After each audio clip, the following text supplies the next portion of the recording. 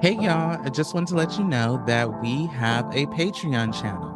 That's right. If you did not know, we are on Patreon. Our Patreon is $8.99 a month where you can come and watch all of our visual elements to our podcast show. So all you have to do is click the link in our description box and it will take you right there. It's only $8.99 a month. Make sure you go and subscribe. Bye.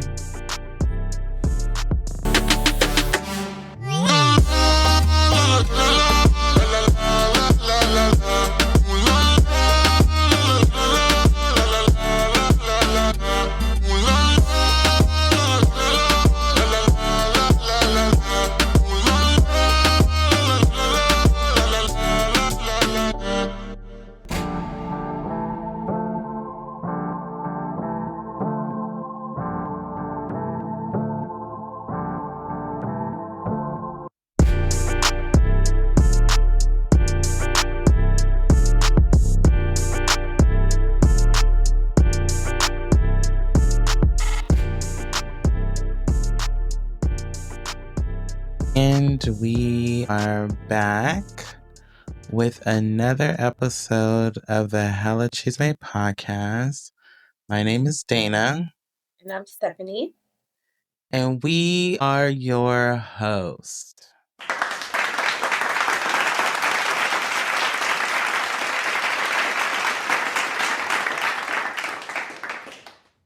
OMG. Happy Friday. Look at us. We've been recording a few different times on a Friday. And which, you know, if you know and been listening for a while, you know that if I'm recording on a Friday, then it must be my Friday off. Thanks be to God.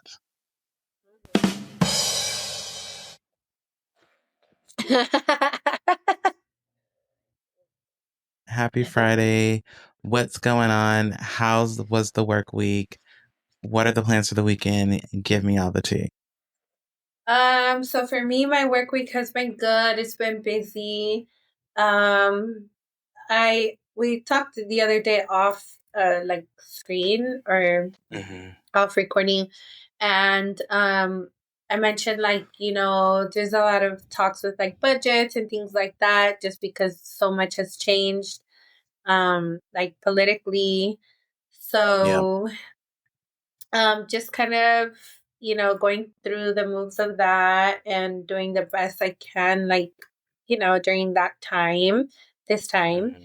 And yeah, it's been pretty interesting. I know there's like California or San Diego at least has, you know, different plans and ideas for those that are experiencing homelessness right now. So that'll be interesting to see how it plays out. And yeah, I've just been busy with that. And my work, like my week outside of that, has been pretty good. Just like spring cleaning, sports, and I'm hoping to go get my nails done today finally. And you have to Where are you decide going what to go color. to? I don't know yet. I can't decide what color I want. I mean, I will have them for Easter. So I was thinking like a pastel pink or something. Like at least a French tip of that color, or I don't know. I like the clean girl aesthetic for nails sometimes. Can you explain a little bit of what that aesthetic is exactly? Yeah, so it's very like classy, not like over the top with like, you know, a bunch of diamonds and colors and charms and stuff like that. It's just very like like simple and like chic or Yes. Yeah. Okay, I love that for you. Where are you gonna go to? I was thinking of going to this place in Chula Vista that I like to go to, and yeah. Okay. To do a design sometimes, but not every shop can do a good design, and not every nail artist can do a good design with and then if they don't do it right, it does look a little like cheap looking. I don't know if Yeah. that's bad to say, but No, yeah, it comes off you know, cheap and sloppy. I'm trying to avoid that. I get that 100%. You know, Mm-hmm. I'm very hard up on who does my nails, especially on if I'm getting a design or something. I'm Yeah. very particular. So I 100% understand. Yeah. Also, my daughter has gymnastics today at a new gym, Yeah. and my dad got her like a gymnastics bodysuit, and it's like pink and sparkly and like has stars on it.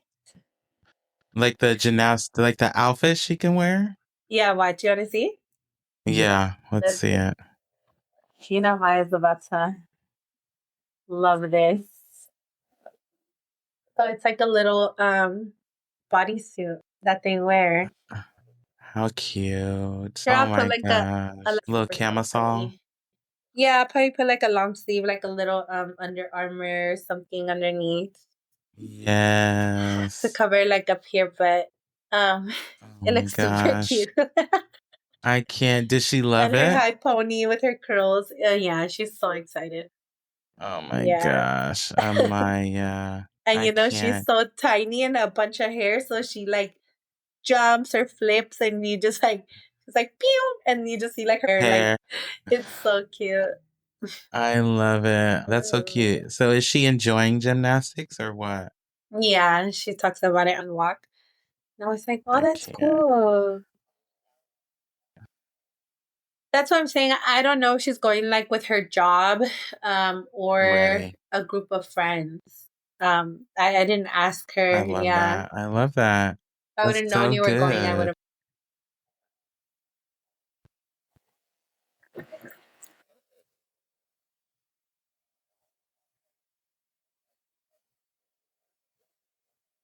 Mm-hmm. That's fun.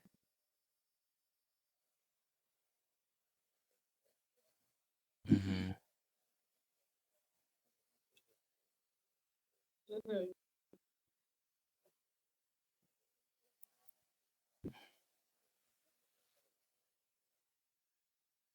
I Yeah. love it. I love it. Well, that My sounds son like a plays very at full 9 weekend a.m. and and definitely 1 sounds like p.m. the on week Sunday. So was maybe I'll message you continuously after. busy. I'll be done So like gotta love it. hmm My week was busy too. So I just got back to work on Tuesday after being off from last week, or not the last week, but I just got back to work on that Tuesday after being off while for me and my hubby's wedding anniversary. And we went out of Yeah. town to Paso Robles. But I did talk a little bit about it on the previous episode. But we That had sounds good. ourselves a great time in Paso Robles, and just went to a bunch of different wineries, and also just really, really leaned into relaxing and being on vacation. On vacation. Yeah. And it just was nice. It was nice to get away. It was nice to be in a different setting, in a different scene. It was colder. They it started to warm up a little bit towards the end, and the drive was a mess. But other than that, 10 out of 10, highly recommend. Yes. Oh my God. It took us about 6 or 7 hours to get there, and it took just about 6 hours to get back. And all just because of LA traffic. Like, that's the only reason. Otherwise, if it was no traffic, I think we could have got there in 3 or 4 hours. Because essentially we're just driving down the coast. And yeah, it's really just because of LA traffic that it takes that long. Once you hit that Los Angeles, it's just a wrap. So, but next time we go, I think either we'll fly to St. Louis Obispo or we'll just fly to like San Jose and then drive down because it just didn't make no sense. It was like we were driving to the Bay Area essentially, and it just took forever. And at a point where I was just like, I'm over this drive. Like, I can't. But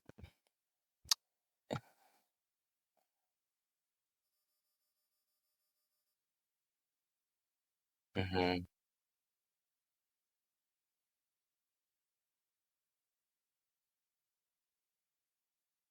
No, yeah. Yes, the train does go to St. Louis Obispo, actually. So that's another option, right? But I think that takes 6 or 7 hours too. But at least you're not driving and you're hanging out on the train. It's always like you can take like some lunch or something to go down and to get there. But yeah, on the train, yes.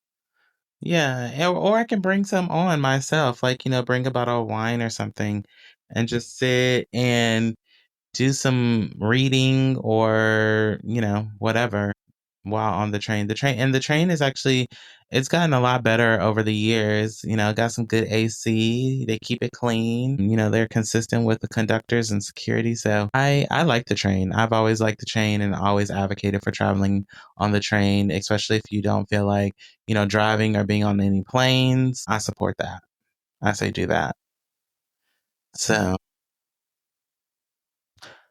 if you're gonna sit in like business class or just regular, I think it's like regular economy. I don't know what they call. I can't remember what they call it, but business class is nice. It's not always super packed. But if you're gonna get a sleeper car, then that is where you're gonna spend a good portion of your money, and it's just as expensive as buying a plane ticket if you're going to do a sleeper car. And it also depends on where you're going because and that changes the price a little bit if you're going to get a sleeper car. But I enjoyed the train. I think next could be an option. When I go to the Beyonce concert, I'm going to take the train to LA instead of driving just because I don't feel like doing that. But this weekend is going to be pretty low key. Today, I was supposed to go to therapy this morning, but I was trying to reschedule, but then she also had to reschedule, so I didn't get to go. I just came from a chiropractor appointment. This is my second appointment with Dr. Andrew here in San Diego. And baby, he's been cracking this back. Okay. He's been getting me together. It does feel good, but I mean, he's like, he can feel it. Like I hold my stress I hold my stress in my back and in my lower back. And, I don't always have the good posture because I'm always at a computer looking up, looking down, and he was like, you need to like start making sure to be mindful about how you're sitting, how much tension you're putting on your back and all of that. So, today he was like elbowing into my lower back, into my pelvic area. And I was like, oh, I can feel like you can feel how stiff and like tight it is. Um, and he was like loosening it up so he can, pop it into place. So yeah, that's been happening and that's been a thing. So I don't know. We'll see how it goes. I've only been twice. We'll see how I feel like through the rest of this week and leading into next week. And then after that, I should start to feel some sort of release, hopefully. And then also with me going to the gym, I need to start making sure that I'm doing more stretching and just being mindful about my posture and, making sure that, I'm working out mindfully. Yeah. Yeah, I probably should. I think this week I'm gonna try and move back into doing some lifting. The only thing about like my gym at work is if I don't get there early, then people are there. So I need to. I'll probably start warming up and then go back to lifting and then doing my cardio at the end like I usually do. And hopefully that should help with some of like the strength training on like my back and all of that. And we'll see how that goes. And then tomorrow I'm doing a marathon. So I am doing, yeah, the Race for Autism Marathon. Yeah, I'm doing that tomorrow. And I'm gonna see. I need to decide if I'm gonna do the whole thing or am I just gonna do the 1 mile or a couple of miles. But 5 miles isn't really that bad. I've done a 5 mile walk. I usually walk. I'm not running. We're talking about my back. It's gonna be on concrete. Uncle Dana ain't got body ain't built to be just out here running just yet. But yeah, I think I am gonna do it. I am going to do it, but I just need to decide if I'm doing how long am I gonna do it for? And then after that, doing nothing. Who? Which one? Got it.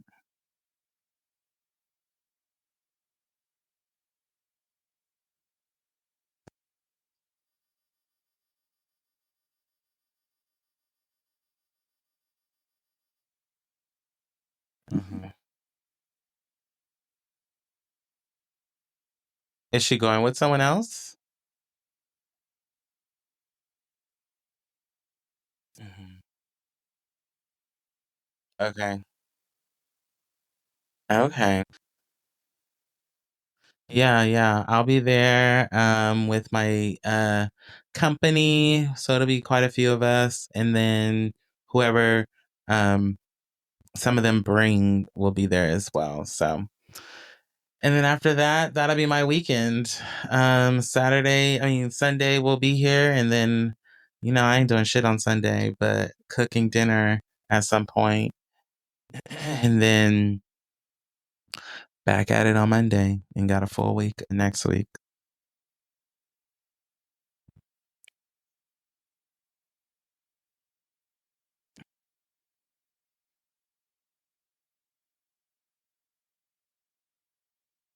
Yeah. Yes, and then we can have some Sunday dinner, honey. Yesterday I made some jerk chicken and rice and peas and some cornbread and cabbage yesterday. Like a full little Caribbean style meal. And then I don't know what I'm gonna make on Sunday because I still got leftovers. So I may not be making too much more. I may just be pulling out those leftovers and reheating those up or something. But we'll see how that goes. Uh, you know. But anyway, so this week we have a full episode to chat with y'all. We got some stories and we're gonna be talking about some relationships and some dating things and it's gonna be good. So we're gonna take a quick little break and then we'll be right back. Hey guys, just wanted to come on here and remind you that we still are on Patreon. And if you would like to see all of the visual content and for future, present, and past episodes, then you would want to subscribe to that. It's about $8 a month. But for real life updates and behind the scenes clips and updates, surveys, polls, make sure you are following us on Instagram at Hella Chisme Pod and YouTube Hella Chisme Podcast. We do lives and other events and stuff like that you want to definitely be part of. So go ahead and follow us on there and stream us on Apple Podcasts, Google Podcasts, Spotify, or whatever podcast streaming service you prefer. And thank you guys for tuning in.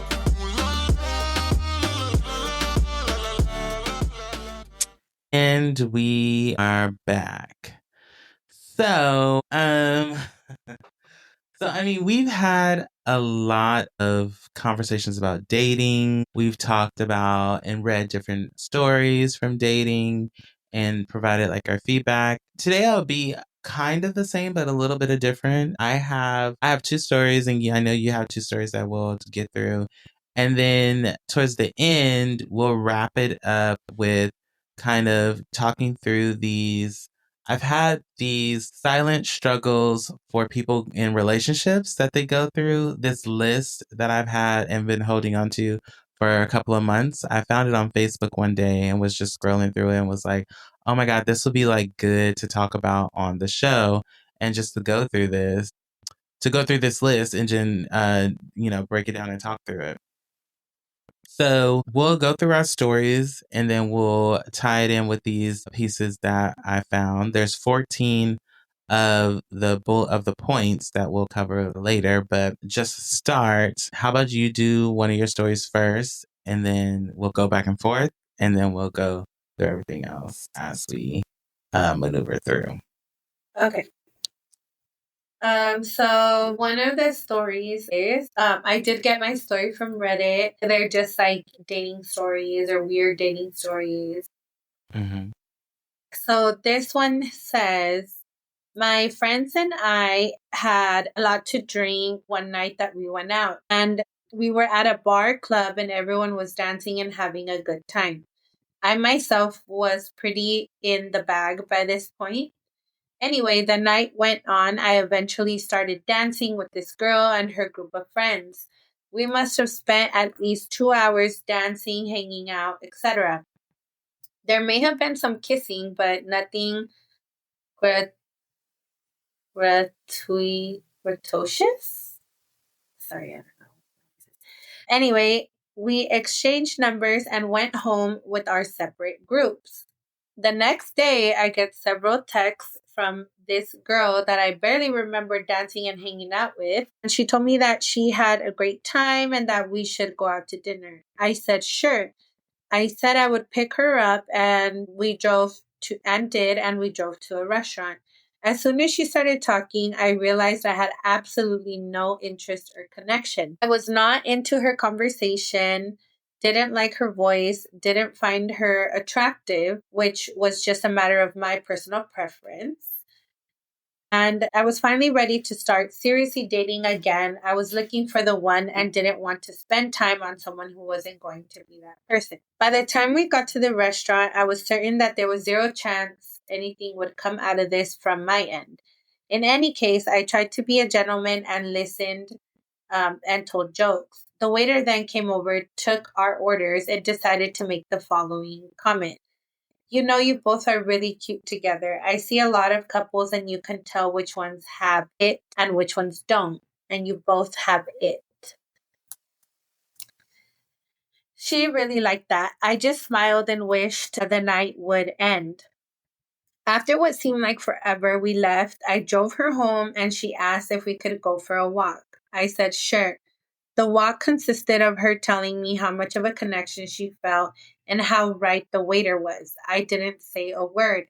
When we got back to her place, she said, do you want to come up? And I told her I didn't think that would be a good idea. I never regretted that decision since my previous relationship went on too long because I was not willing to end it when it should have. Then things got wacky. At that moment, her parents came by because they lived down the street for a quote unquote surprise visit and had brought some stuff. They were happy to find an extra set of hands around to help carry. She had just moved into the place and was slowly furnishing. What made it exciting in retrospect was that the girl's dad was a client of the company I worked for and I had met him before. He recognized me right away and started chatting about work stuff. Then came the questions about how I met his daughter, what my intentions were, and all that other crap.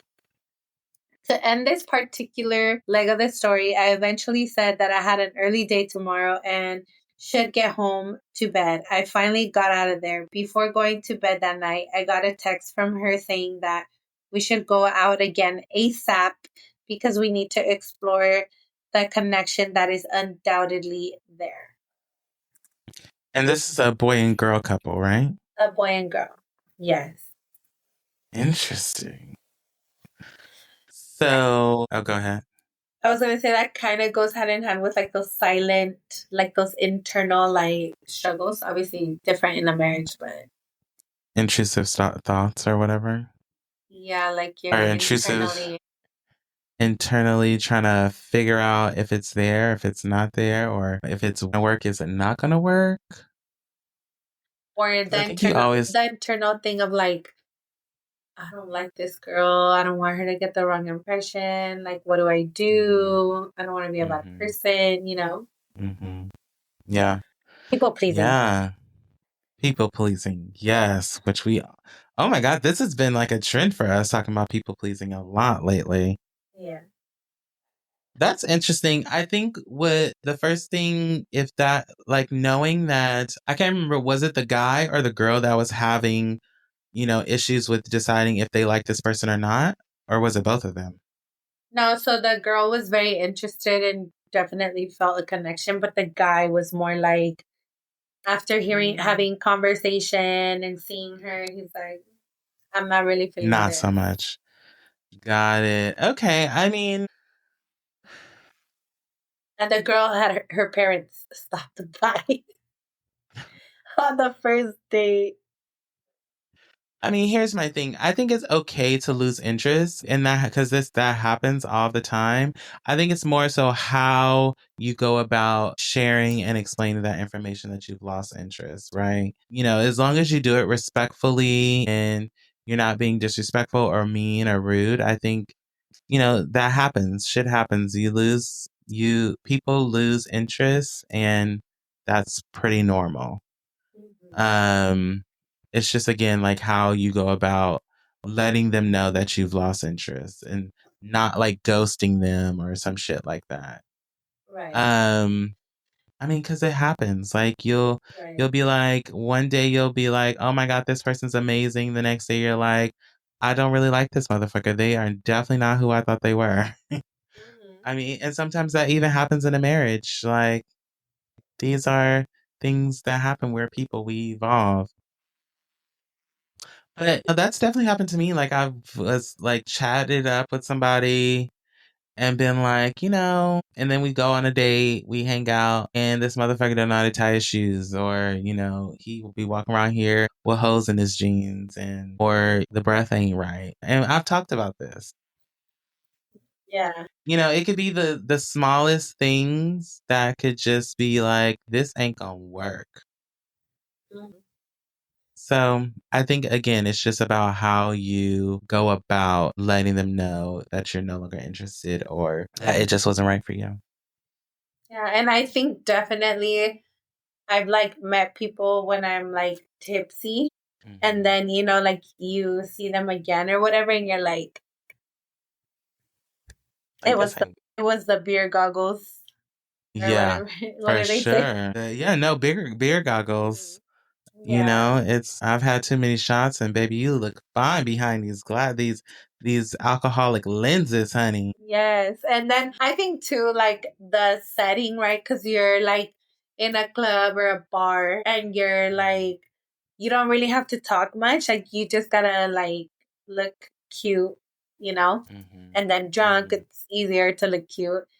Yeah. Um, so, then meeting somebody sober, like a one on, in a restaurant or something, Hmm. it's like completely different, Hmm. like what do you like to talk about? Like maybe I don't that's like what Hmm. are you, it doesn't interest me. Yeah. Yeah. Yeah. Or your manner like certain mannerisms or like you said, if it's hygiene or energy. I feel like energy is a Hmm. lot too, you know? Yeah. Yeah. Yeah. I agree. I agree. And I think it's also if you're already questioning it and then somebody notice she said or they said in the restaurant and the waiter was like, y'all have it, and it's like, and you're already like, I don't even see what you see. Like Dana's I don't like, know do that we I? have it. Do we have it? If we do, what is it that you see that we have? Because I don't know that we have it. And I don't see that we have it. Exactly, exactly. Mhm. So, um, And then okay, so the parent stopping by on top of it, and yeah, the dad on a first date being like, "What are your intentions?" Like, that's yeah, hella pressure, especially on like all at once. right? That's It like becomes something else. suffocating. Yeah, no, I agree. So, switching gears and moving into kind of talking about casual sex.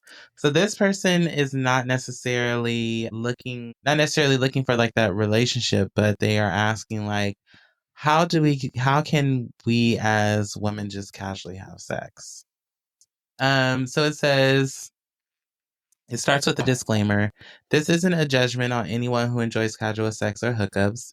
If that's your thing and you're honest about your intentions, I completely respect that, which I like that. That said, I've always been genuinely curious. How do people separate sex from emotions? Good question. To me, that phrase "casual sex" feels like a contradiction. Sex, at least in my mind, seems like one of the most intimate experiences two people can share. So how does something so vulnerable get treated like no big deal? I'll admit it. I don't have a ton of sexual experience, but the few times I've been with someone, it only happened after I felt an emotional connection. And on top of that, don't our bodies release all sort of bonding chemicals during sex, like oxy oxytocin? Oxytocin? It feels like nature designed sex to make us catch feelings. So for those of you who are genuinely enjoying casual sex, I'd love to hear your perspective. How do you approach it without needing or wanting the deeper emotional bond first? Do you ever catch feelings, or is that something you've figured out how to navigate? Also, I'm especially interested in hearing from women, so if you're listening to this, leave it in the comments. Just because sex is often painted as more emotional experience for us, but I love to hear from men too. No judgment at all. Honestly, part of me wish I could separate sex and emotion. It might make life a little less complicated.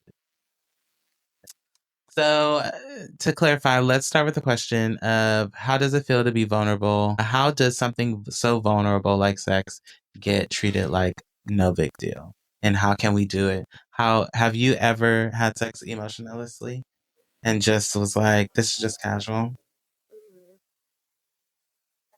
Is that a Like me yes? personally, yes, I have. Yes. Yeah. And how were you able just to separate your emotions from it? Um, I think I was like, um, I had a little bit of tequila in my system. Love If I'm being that. honest. Um, I I don't really like. It's very hard for me, I guess I should say, to have sex without any sort of like emotional connection.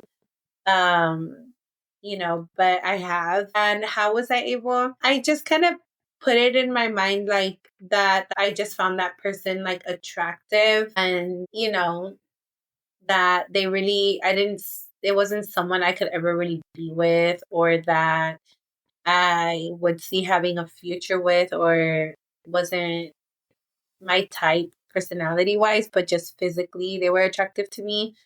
Um, Mhm. so I did it for the plot. Also because like uh I mean women, we have needs just like men, Mhm. so that's just what it was. But once say it's like casual sex with the same person for Mhm.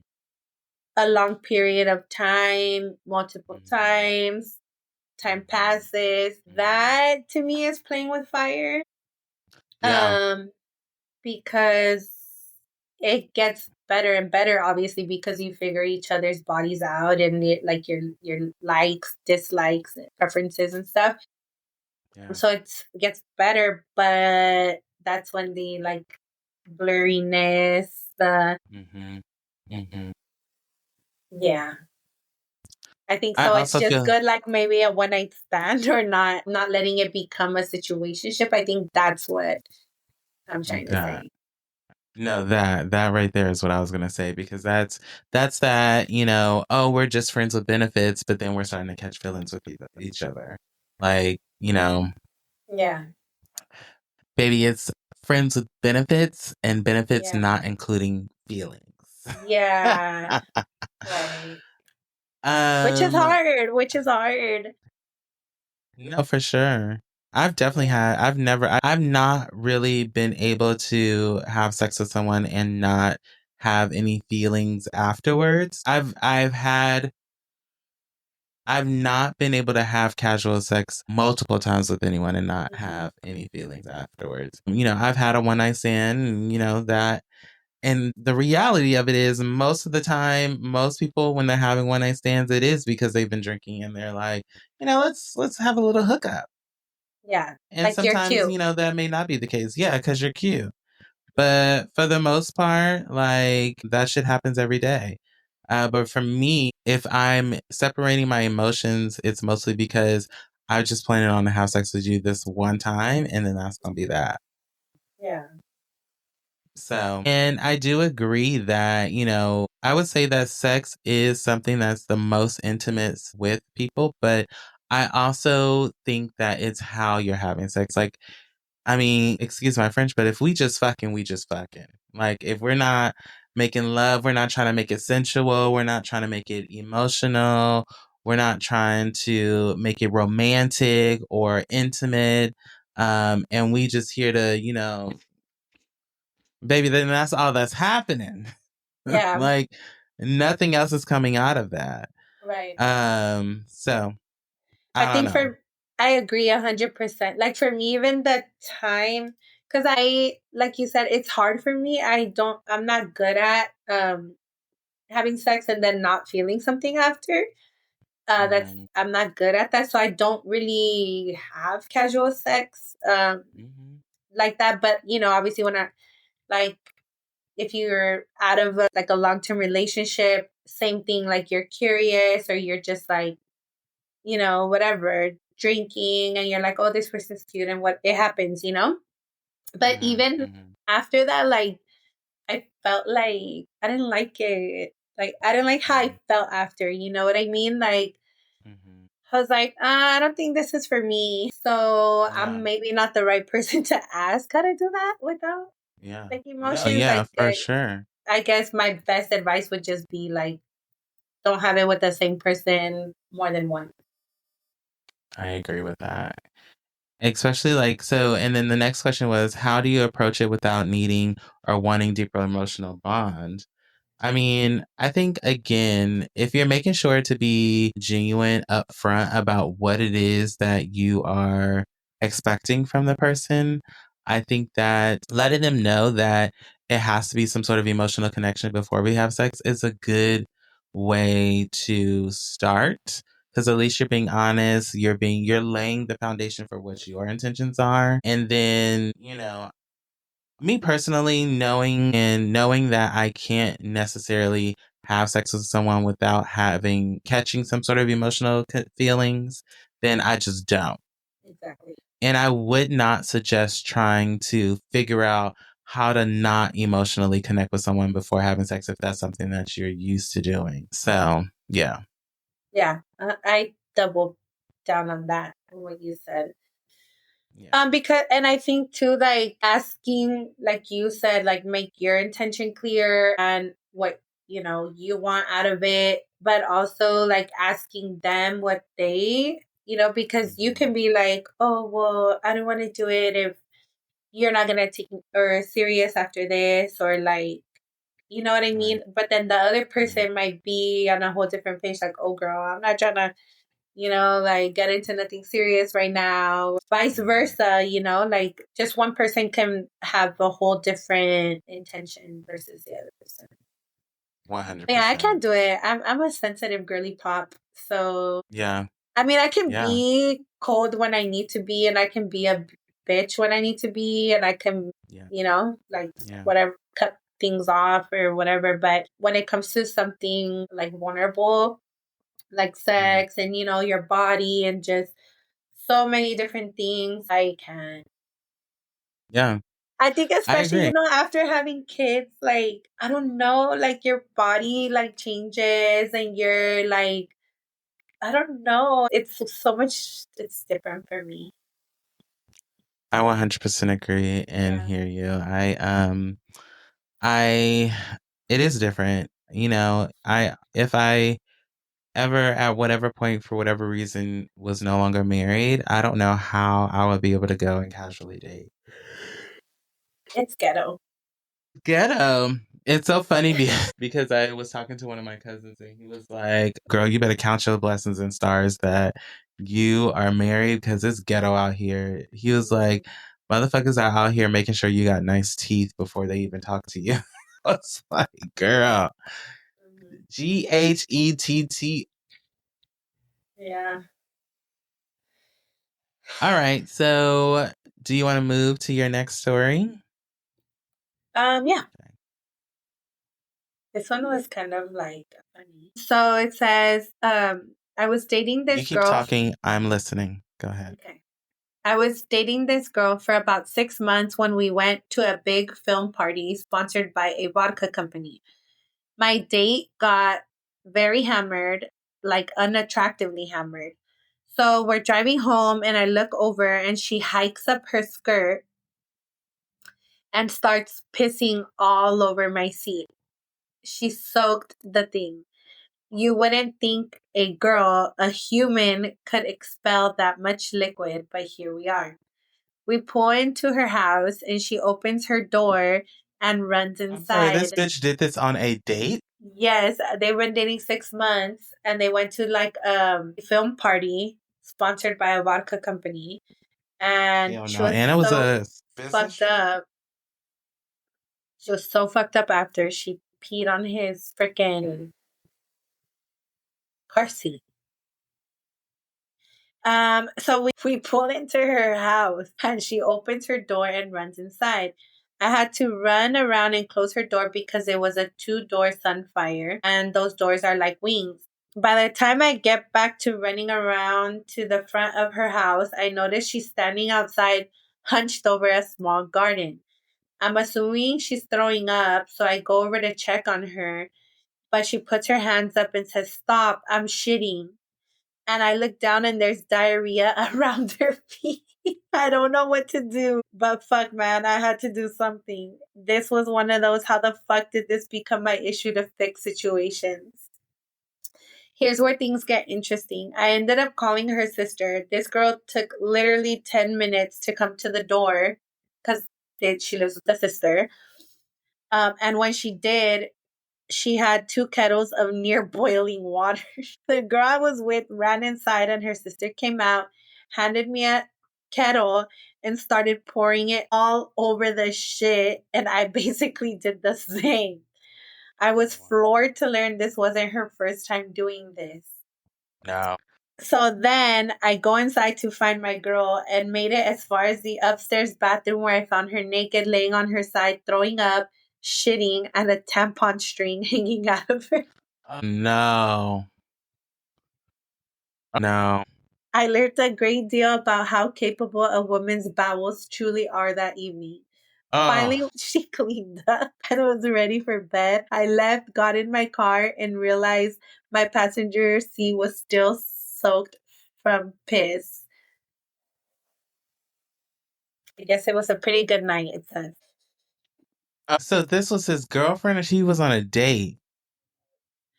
He had been seeing her for 2 months, for 6 months. I'm sorry, we're breaking up. I can't. No. No. And this wasn't your first time? You've gone out more than once and gotten this drunk and done this? No. No.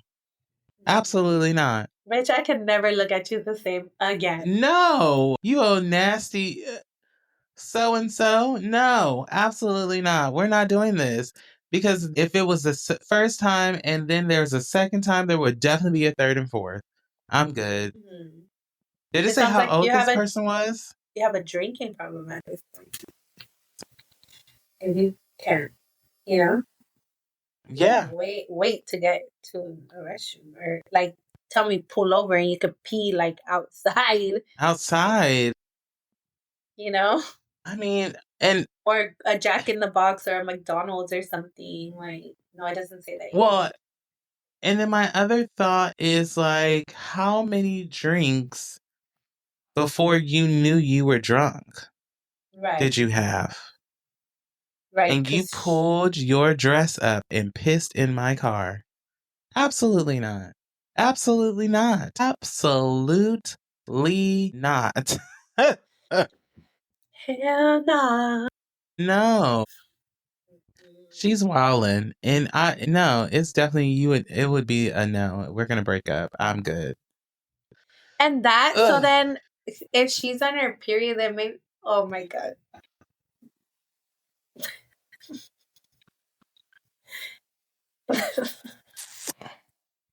All over. Oh, no. And you know what's crazy is like for me, like if I go out and I'm on my period, like I'm going to the bathroom like every hour because I'm scared that it's, like gonna, leak or whatever. Yeah. Like, I'm like, so she was out here just like all the body fluids everywhere, all over, Ugh. out. That's No, a lot. ma'am. No, sir, no, ma'am. Well, another bad date went awry. So this one is about a date that this person went on. They called it the worst date ever. So match with this guy on Hinge, and we've been texting for about a week. Fun. It's been fun and back and forth. Decent banter. So when he asked to grab dinner, I was excited. He asked for restaurant ideas, so I suggested a casual spot that is reasonably priced, but cash only. I gave him the heads up about the cash only thing, not assuming he'd pay, but also kind of assuming he'd offer since he invited me. Pause. When you go on dates, do you hold, well, I know your response, but do you think there should be a rule that if I invite you on a date, then I should pay, and then vice versa? If the person invites you on the date, they should pay. What do you think about that? With friends, yes. With dates, no. You think with dates, or not even with friends. I think like with friends, it's always like always, but like we split it up, or I'll take you to eat this time, and then you take me, or like whatever, Mm-hmm. On a date, for me, You always think the guy should pay. unless you're like, maybe when you're like in a serious relationship for a long time, and then you're like, Yeah. oh babe, I got us some pizza, or like, babe, I got us wings, or like, I got us dinner, like, yeah, absolutely, like, you know what I mean? But in the beginning phases, like, first of all, like, I'm not inviting no man. Got that. Yep. You're inviting me, or if I tell you, oh, I'll tell you like, hey, this is like a cute restaurant, like we should go, or you should like, and then that's when the guy invites you. Yeah. I mean, since I'm a homosexual, I think you are. I think that it should be like, if I invite you, then I'll pay. But if you invite me, then you should pay. That's what I do think that. Okay. But but honestly, also like, I also don't go anywhere expecting for anybody to pay for me. So, there's that too. Question. Do you think that's also because it's like, how there's certain gay relationships where one is like extremely feminine, or trans or whatever they identify with, and the other person is, masculine. Obviously masculine, and the one that is like, I don't know about leading, but just taking on the masculine role or the providing role, then do you think it would be different? I'm sure it is, actually. I've actually heard more feminine presenting gay couples where one of them are like, I'm the girl in the relationship, you need to pay for me and take care of me, and you the man, you need to do this, do that, and the other. Yeah. And it's more 100% definitely, it's different from relationship to relationship. And I've definitely heard that. in some relationships being like that. Yeah. Yeah, because for you it makes sense because you're masculine, and your husband is too. So that would make sense of like, you know what I mean? Like, no, yeah. I also think that the two of us also are we're very much so like, you do you 50-50, or sometimes it's one person's doing more than the other. In which we don't, but we also don't conform to any gender roles in this relationship or in this household either. Right. So yeah, that's what sometimes it is just what it is sometimes. Yeah. Okay, so yeah, for me, he better get the tab. She says, or this person says, I'm pretty sure this is from the girl's perspective, if I remember correctly. She says, anyway, I show up and immediately he launches into a 30-minute monologue about his wealthy upbringing, his house in the Hamptons, and how he stayed there during COVID, blah, blah, blah. Meanwhile, I also lived overseas during the pandemic and he didn't ask me a single question about my experience. Not that I need to be the center of the attention, but some basic curiosity would have been nice. He grew up on the Upper East Side and had never been to Chinatown, which was just bizarre. I tried steering the conversation, asking him questions, but he stayed locked in on himself the entire time. I was bored, I was annoyed, and I was plotting my exit. Then the check comes, which is $35 in total, and he asks if I had cash and suggests we split it. I guess the look on my face said it all. Like, sir, you just spent half an hour talking about generational wealth and can't cover $35 meal, and you're asking me? Then, get this, he pulls out 2 of the crispiest 20s I've ever seen and pays. It was giving performative broke. Oh, gosh. I figured maybe he was just nervous, so we walked to the nearby bar he suggested. We had a couple of drinks outside. Still no question from him, still talking at me. Shout out to the bartender who slipped me free shots every time I used the restroom. She saw the assignment. I love that. I paid for this round. It was heavily discounted thanks to my new favorite bartender, then called it a night. The next day, he starts texting me nonstop. I waited a day and let him know I wasn't feeling it and didn't want to go out again. He pushed for feedback, so I told him it felt like he didn't give me space to talk or to get to know me. He replied with, well, I didn't want to ask too many questions and make you feel like you had to defend yourself. And she's like, defend what? She said, I work in politics. I love talking. I was ready to chat. He then said he was ready. He was really curious about why I'm not on social media, which was somehow the most interesting thing about me in his mind. And she's like, sir, what? She goes, anyway, I never responded after that, and he eventually unmatched me. No hard feelings, just wildly incompatible. I'm glad I was honest and trusted my gut. It was disappointing because our texts were fun, but in hindsight, he was just talking to me, not he was just talking to me, not to me. I think she meant talking at me, not to me. I don't know. Dodged a bullet. So, I mean, there's so many things here. First of all, I think when someone immediately starts talking about their wealth and how much money they have is a complete turn off to me. I don't give a fuck about your money. Because here's the thing. If you're sitting here and something's off to me, I'm really just about to be turned off completely. I don't care how much money you got. I don't even care if you come pick me up in the nicest car. I don't give a fuck if you got Gucci's on. No. If it's off, and it ain't gonna work. Period. Secondly, why do we need to split $35 bill? If it's $35 and it's 2 of us, I'm just gonna pay for it. Like, girl, don't even worry about it. You don't even gotta Venmo me at this point. I'm just gonna pay for it and we can go about our business. It's not gonna break the bank. Especially if you sitting here talking about how wealthy you are and got houses in the Hamptons. What are we doing? I don't know. The performative broke took me out. Yeah, absolutely. I think for me, number one, yes, I feel like in all senses, if you have to talk about it, you're obviously not about it.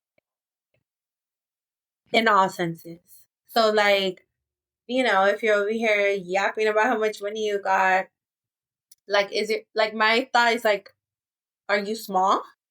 Or are you really broke? Or what are you trying to make up for? That's where my mind goes. Right. Because they say like they'll interview millionaires and stuff like that, and they shop at Ross, or they like, they drive Hondas or whatever. Yep. So it's like because they have it in the bank. Right. Secondly, we're not splitting a bill. That's embarrassing. And shout out to the waiter or waitress. Like, matter of fact, I will pay this and I will get my Uber home. Thank you very That's much. right. Goodbye. Yeah. Yeah. Because you just wasted my time and it's fine. And what are we doing? Yeah. And third of all, wait, what happened at the end? There was something else I wanted to say. Asking when he asked for feedback and was like, he didn't want to ask too many questions. Oh He no, didn't want okay, him to talking about defend herself. himself. Talking about himself. That I have like gone on dates with guys that they like, oh, they love talking about themselves or like, their responsibilities, themselves, their family, their, kids, and it's unattractive to me, like, because, like, why are you not asking me about mine or like at least freaking pretend to care or like put the effort, because I don't care about this smelly job you have or this like shit, but I'm gonna ask, because if I like you and I want to know like what your day's like, so it's like that just makes me think like you don't necessarily care about me or mine, like I'm just there or something, 100%. No, yeah, I 100% agree. Like, what are we doing exactly? Yeah. Like, and what do you mean you didn't want to ask because you didn't want me to defend myself? Defend myself about what? Like, I'm sorry. I'm not. If we're on a date and it's just casual conversation, then let's just make it that. Like, there should be no expectation that I'm going to have to defend myself about anything. And at least I shouldn't feel that way because, quite frankly, like, there should be nothing that I need to defend myself about. If you feel some type of way about something, then we can talk about it. But I'm not going to defend myself about shit, especially not on a first date. Like, No. I'm sorry. Hey, shout out to It's a that no waiter for or me. waitress. I know. I've been it was not a situation anything like this, but I have gone out before to this restaurant that I used to like to go to when I would go out. And one time it was like me and my friends, and then there was like a table of um guys at another table, and they came over and talked to us and stuff, and one like the guy whose birthday was like really interested in me, so he was just like, I'm a jeweler, and they all had like gold and everything on, and he was just like, oh, we're gonna buy drinks and all this stuff, and like, okay, shots of Don Julio and everything, right? So then me and my friend of mine went to the restroom, and the waitress like came in and was like, hey, like just hang out for like 5 or 10 minutes in here real quick, like I'm gonna get all your guys' stuff on his tab. I love that. I Okay, girl, love like that. we'll hook you up with a tip, like whatever, Yeah. So sure enough, she got almost the whole thing Oh onto my their tab. God. Was this when I was there? Karina? No. No. No, it was no, it wasn't. But it was a different day. But yeah, we it was a good time. Got it. Yeah, it was a good time. And that restaurant was it was fun. It was we had a good time.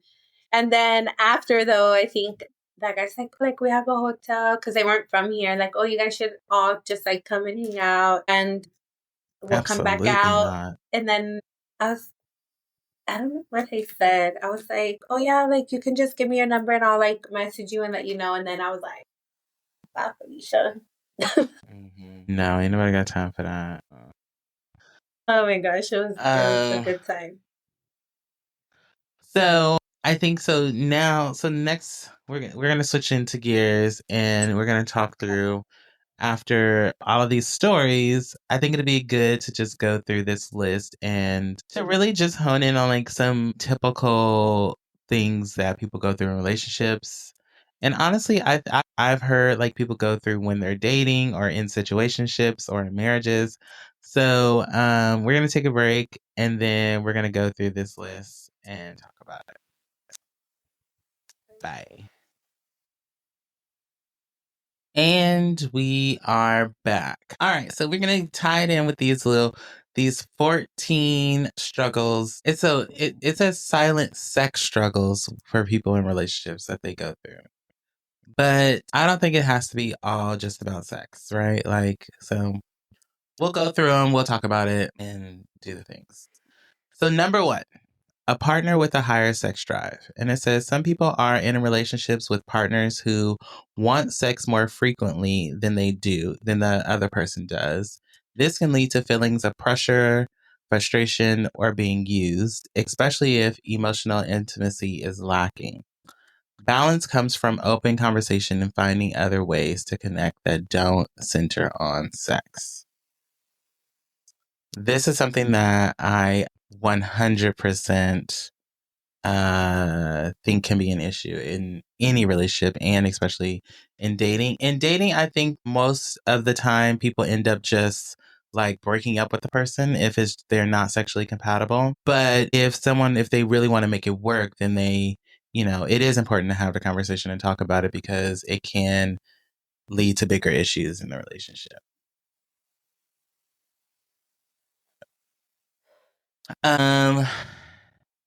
Any thoughts on that one?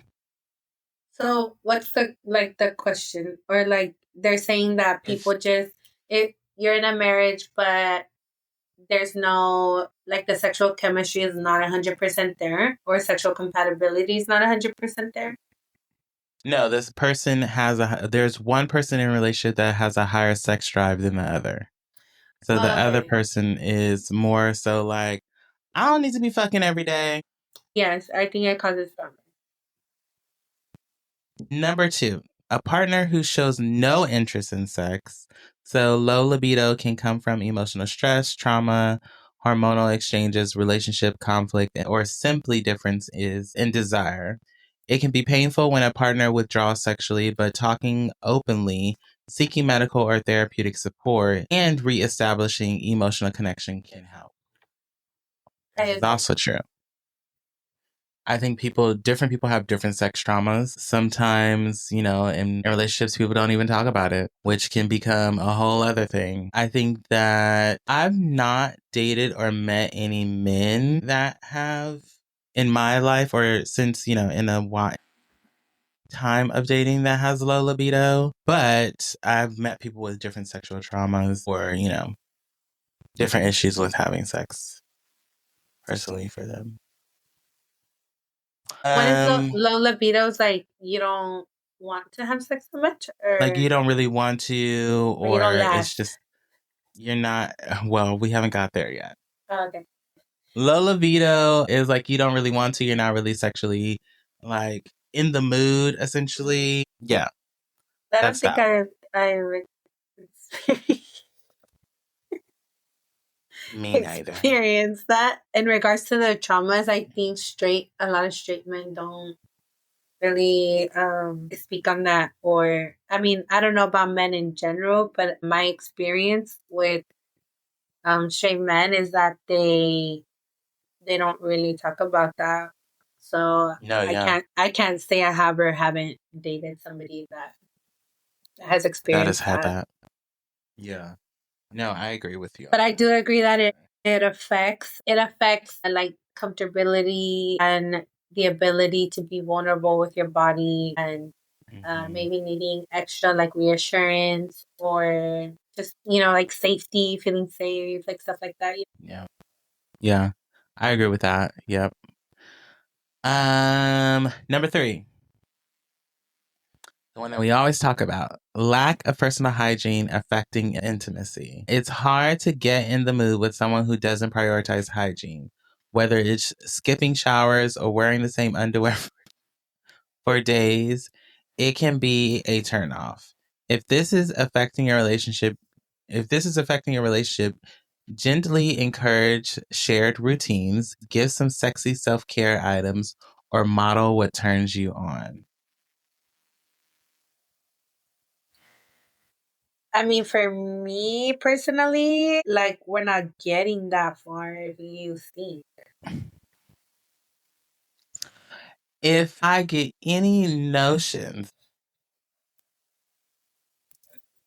if I'm getting any representation of scent,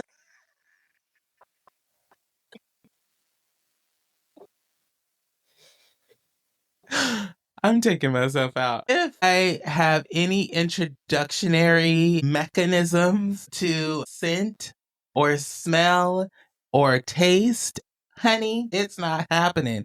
We not even making it to the bedroom. If something even smells off, I'm like, I'm Gucci. I We're can't not even going kiss. anywhere. I can't make Right. out. Exactly. And then Yeah. he goes like this or something, and the whoop, Get a waft. look at that, I gotta go.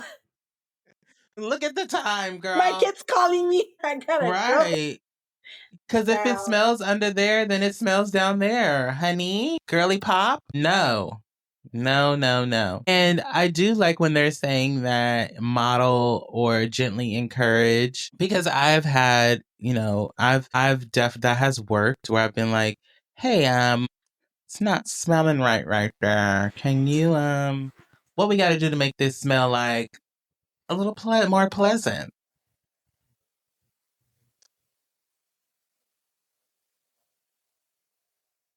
I don't think I've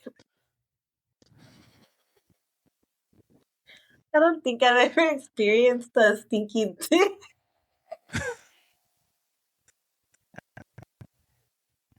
I've not experienced a stinky dick. I have experienced more so. We should decide on different products for hygienes because this one makes you smell a particular way. Got it.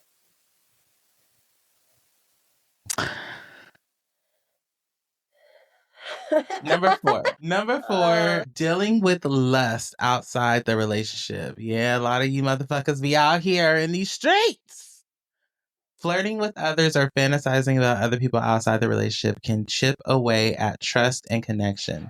Lust fades when you stop feeding it. Set boundaries, check your behavior, and focus on seeing others with respect, not as sexual objects. Which is, this is a big one. I feel like, so for me, my thing is, I don't mind about, like if you see someone attractive and you're flirting and all those things, that's fine with me. So I think for me, the biggest part about this is setting the boundaries, right? Making sure that you're not going too far. You're not like, doing the most. Like, setting the boundaries is important when it comes to things like that, in my personal opinion. Yeah, just making them very clear. I'm Yes. toxic. Well, I'm not toxic, but I'm like, what's going on here? But I also know how how it can be, and like you're gonna naturally find people attractive, right? Because I'm human too, and I do too. I think it's just making sure that you're not like being disrespectful or like doing too much. Like, don't do too much. Yeah. No, I agree. Don't do See, too and it's like much. boundary setting, like in Right. making sure that they're checking themselves. Right. I 100% agree. Like, let's not do too much. Let's not get carried away. Let's keep it cute and demure. Let's keep it very cute and demure and classy, honey. Now, because you will fuck around and find out. that's right. That right there. Unmet sexual expectations. So this is number 5. It's frustrating when you're sexually satisfied in a relationship. I'm sorry, when you're not sexually satisfied in a relationship, but your partner might not even know how you're feeling. Instead of bottling it up, communicate your needs kindly and listen to theirs too. Great sex often starts with a great conversation. This is very true. I believe if you're going to lay there and do it, then you should be able to talk about it. Number 6, lingering thoughts of an ex. Comparing your current partner to a sexually satisfying ex can rob your presence of intimacy. Letting go of those memories and seeing your partner with fresh eyes can help create new definitions of sexual fulfillment together. This is also true.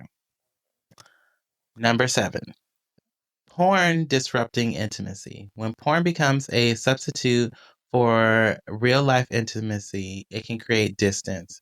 If it's interfering with your connection, it might be time to reassess your habits and focus on building excitement with your partner in real time.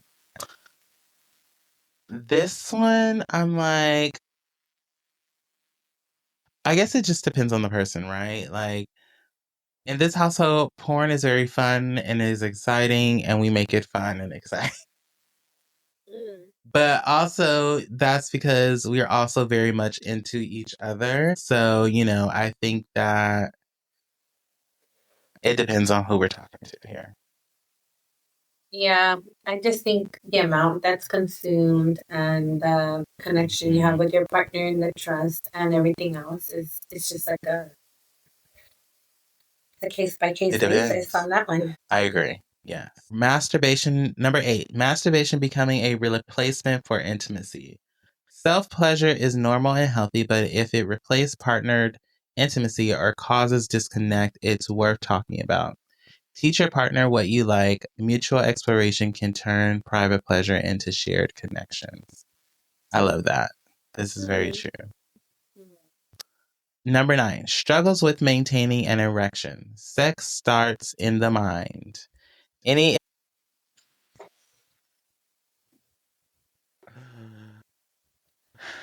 Number 9, sex struggles with maintaining an erection. Sex starts in the mind. Anxiety, distraction, or pressure to perform can interfere with physical arousal. Being present, relaxing, and not rushing the experience can make a big difference. This is very, very true, guys.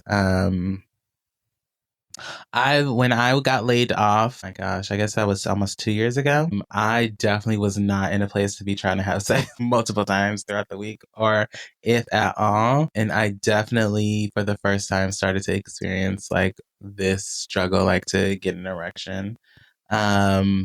I've been there before. Thankfully, I do not have that issue anymore, but some people have it way worse than just that.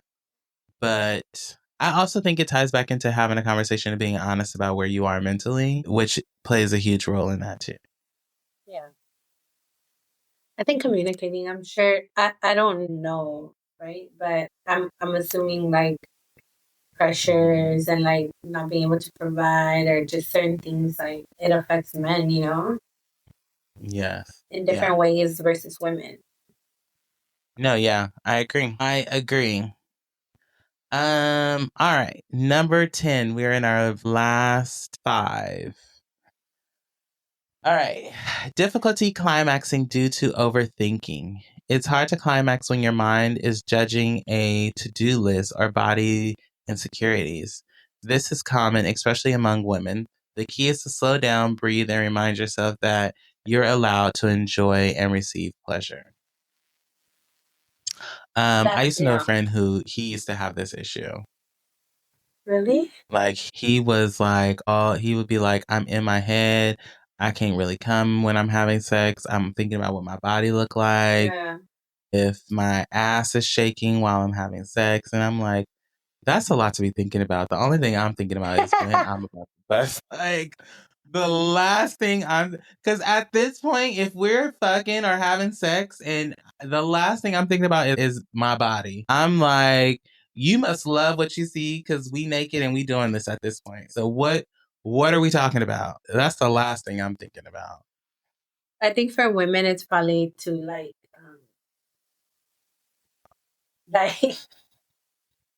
yeah, I could see the body issue being like a thing. Like if you're like, oh my god, like me being on top is not flattering, or like, and like if you have a lot on your plate, or if it's like new, and I don't know. Yeah. No. I could see that being a thing. I'm sure. Yeah, I'm sure it is. And I could see it being one too. I just think also partners have to do a good deal of trying to make you feel comfortable. But also, if you're in your head about it, then you're in your head about it too. Like there's not much a person can do at that point if you can't seem to break out of whatever you're in your head about either. Mm-hmm. Right? Like, you gotta do that. There's only so much, Yeah. All right, here's the one you've been waiting for, number 11. Ejaculating too quickly.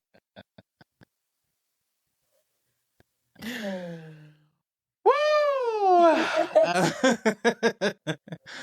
Early ejaculation is more common than people think. It doesn't mean that sex can't still be amazing, but if we switch things up when you feel it coming, focus on foreplay or take breaks to reset the rhythm. Communication and creativity goes a long way. First of all, have you ever had this happen?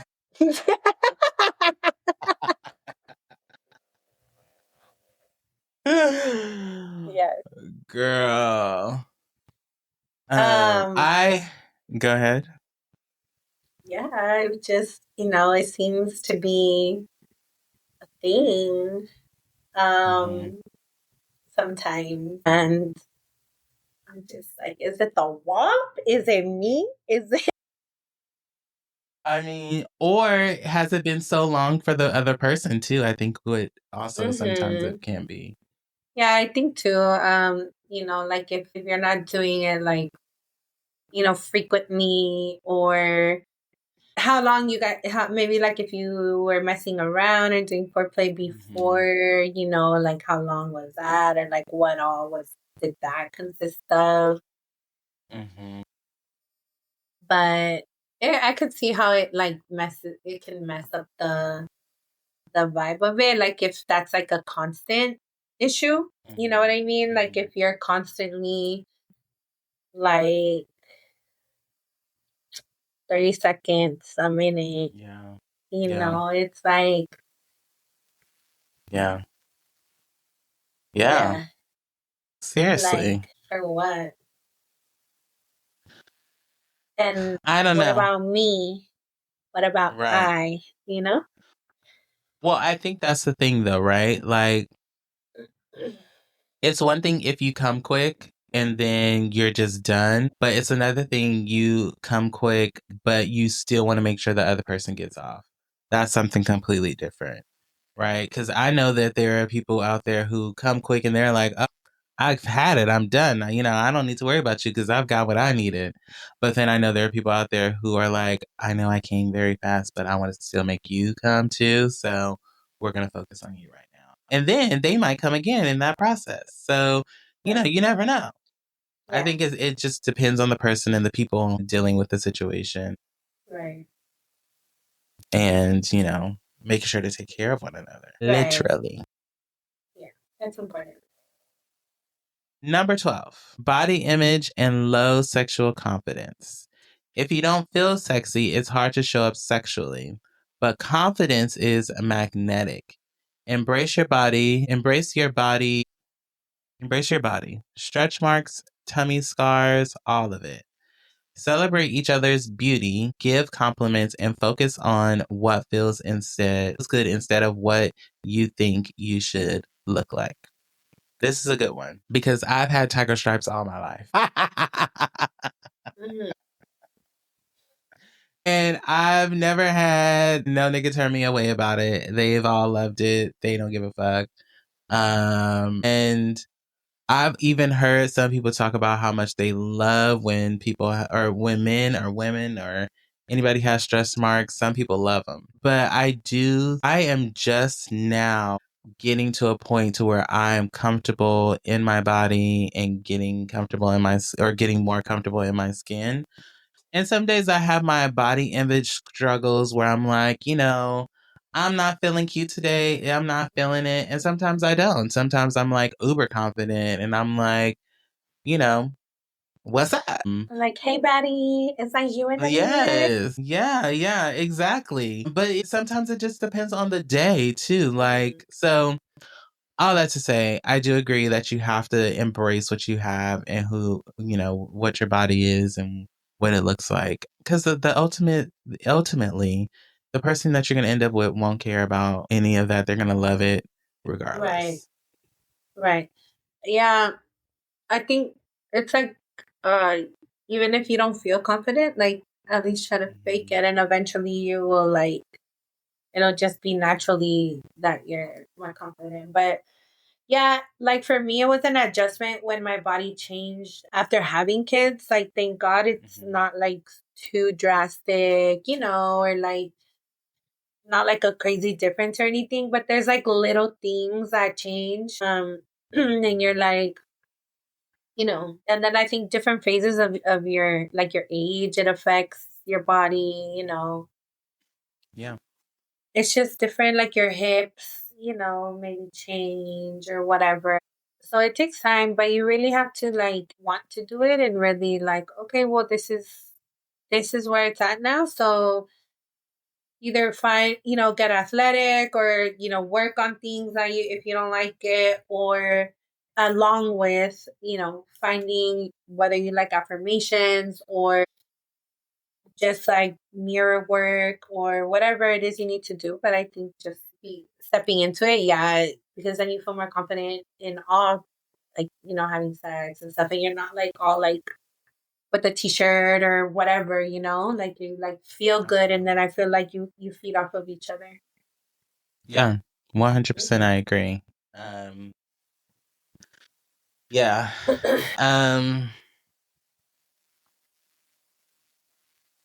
I think even when I had lost a bunch of weight, I still had stretch marks. And I still, even at my smallest, like still was just, you have to make sure you have to be comfortable in the body you're in. And then the person who you're with will mirror that same respect and appreciation too. It's what it boils down to. All right. Number 13, infidelity and emotional disconnection. If you're giving your attention to someone else, physically or emotionally, it creates a barrier with your partner.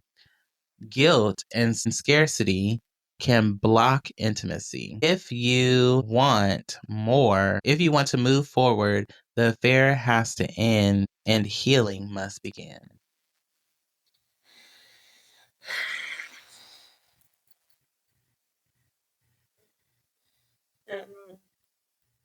What does that mean? Like if your partner doesn't know you're having an affair, or what?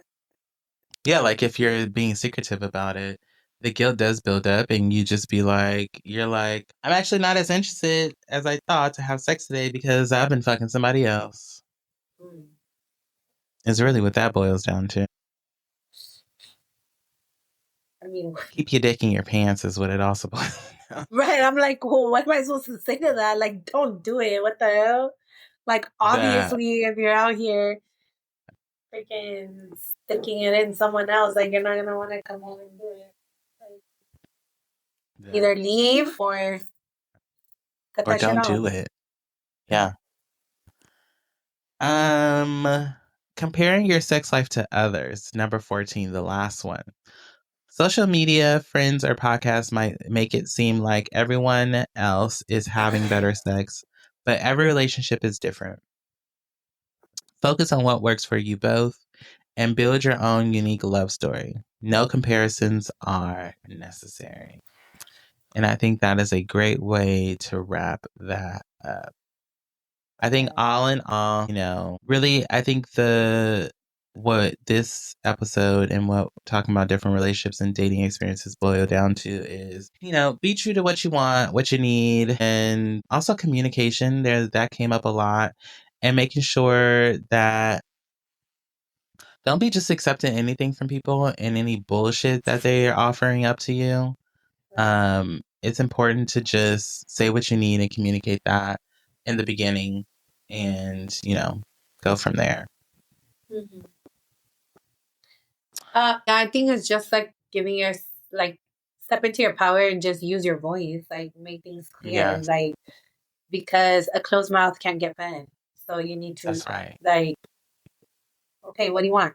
Say it, okay. And Yeah. then if that person doesn't do it, well then that's when you can make your decision, or or you can work on it together, or you just come to a plan. But if you just like silently deal with it, I feel like it's like a snowball effect, like it's just gonna grow and grow and grow, and eventually it's just gonna like become something so much bigger than it could have just been something resolved and quickly if it would have been addressed from the beginning. I agree. Mm-hmm. With that being said, we're going to take our final break and we'll be right back to wrap up the show. Bye. Hey, y'all. If you like what you heard, make sure you join the conversation. We always say to make sure to like, comment, and subscribe, and we definitely want you to do that. But also, we would love if you would join in with us. There's a link in the description where you can actually send us messages. You can also make sure to tag us on social media, put up your favorite clips of the show, and then tag us, and we will repost them on our stories. That is the best way to get in communication or community with us, and we would love to see y'all interact with the content. Anyway, thank you for following us and thank you for listening, and we'll see you back for the remainder of the show. Bye. All right, and we are back. We pulled a affirmation card, which we have not done in a while. Remember, if you've been listening, we have our Golden Mantras deck, which is an affirmation deck and guide. It has a guidebook by Destiny Taylor, and we pulled an affirmation today. So this one says, I care for myself.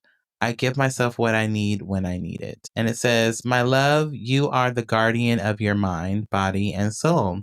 This ties right into what we were talking about today. You may be questioning whether you have what it takes to nurture yourself and provide what is needed for you in this lifetime. Or your time, attention, and energy may be focused on something other than yourself. If the latter, the universe asks you to take a step back and pour into yourself, affirming that you've got you and will always have you. I love that. And the prompt says, what do I need to write? What do I need right now? So I think this ties right into what we were talking about, dating, relationships, making sure to communicate, making sure that you have your back before anybody else does, essentially, and communicating exactly what you need from people. And with that, I think we have come to the end of the show. Do you have any final thoughts? I think, like you said, just pouring into yourself too is important. Like, just whether that's like a warm bath with like your favorite bath bomb or soap or something, bubble bath or whatever, or hot girl walk, or I don't know, just like something. Find yourself, like pour into yourself too, because if that's when burnout happens, like if you don't give yourself a little bit of something too, you get burnt out quick. Giving yourself something to look forward to or working towards is always important. Yeah. Okay, well, we hope you enjoyed this week's episode. Make sure to continue to like, comment, and subscribe. And do you want to tell them where to follow us? Yeah, so you guys can follow us at Hella Chisme Pod on Instagram. Make sure on YouTube, Hella Chisme Podcast. And you can stream us on Apple Podcasts, iHeartRadio, on Hella Chisme Podcast. And same with our TikTok. That's right, ladies and gentlemen. Thank you so much for listening to this week's episode, and we'll see you guys next week. Bye. Bye.